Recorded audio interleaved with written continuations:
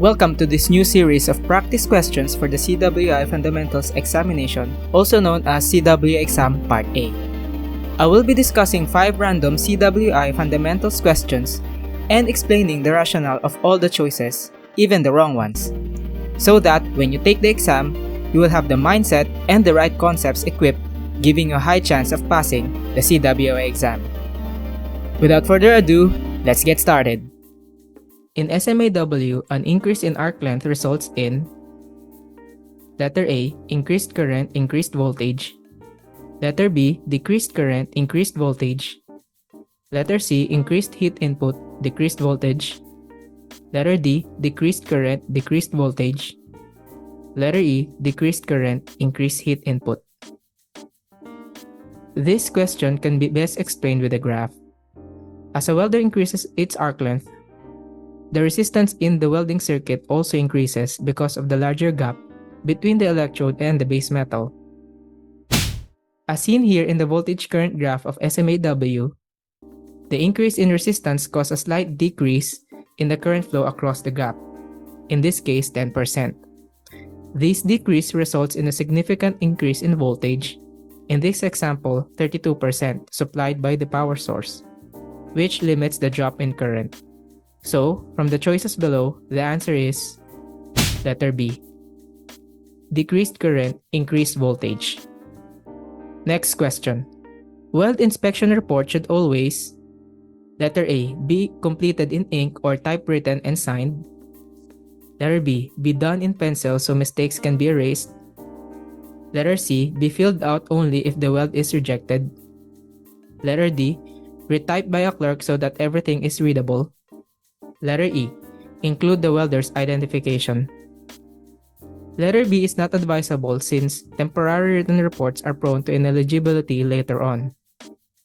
Weld report is done whether the weld is accepted or rejected, so letter C is not the answer. The weld inspection report shall be done by the one who inspected the weld, preferably the one in charge of the welding quality control program or a CWI. It can be retyped by a clerk but is not necessary.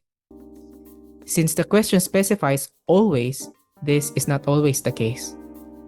The weld inspection report does not necessarily indicate the welder's identification. The report may contain the welder ID but not always needed. The answer here is letter A, be completed in ink or typewritten and signed. The weld inspection report must be completed in ink, must be written clearly and illegibly, and must be signed by the one who created the report. Next question. The ability to be cyclically loaded without failing is related to which of the following properties of a metal?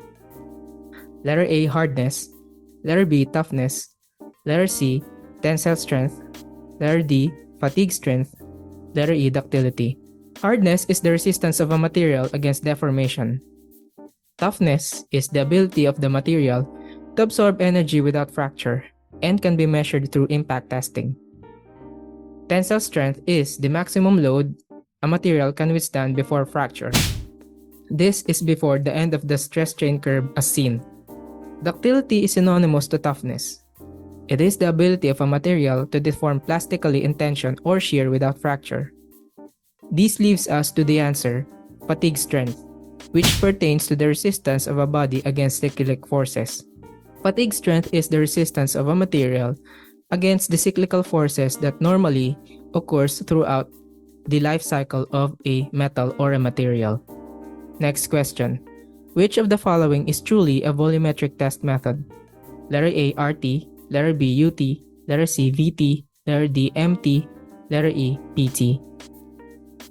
RT is a type of volumetric test but with limitations. RT pertains to radiographic testing. VT, pertaining to visual testing, is limited to surface only, while PT, penetrant test, and MT, magnetic particle test, can detect surface and subsurface discontinuities. UT is truly a volumetric test because it can do RT's limitation, which leaves us to the answer here, letter B, ultrasonic testing. Ultrasonic testing is much more versatile in comparison with RT, which has its limitation depending on the location of the radiographic source. Next question.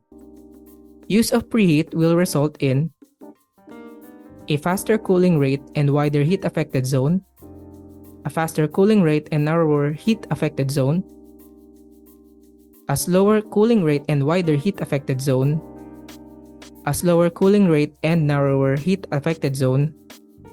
Preheat helps prevent quick cooling of metals and promotes finer grain structure and helps against embrittlement. By this definition, the best answer that fits this description is letter C. It will result in slower cooling rate and wider heat affected zone, since greater heat input is present in the base metal due to the preheating. If you have questions, do not forget to comment down below and also like this video, as it will help the algorithm find like-minded viewers like you who are looking guides for the CWI exam. And if you want more of these kinds of videos, I have tutorials on CWI practice questions, writing welding documents, and many more. Click these playlists right here. Do not forget to subscribe and turn in the notification bell for the latest videos. See you on the next one.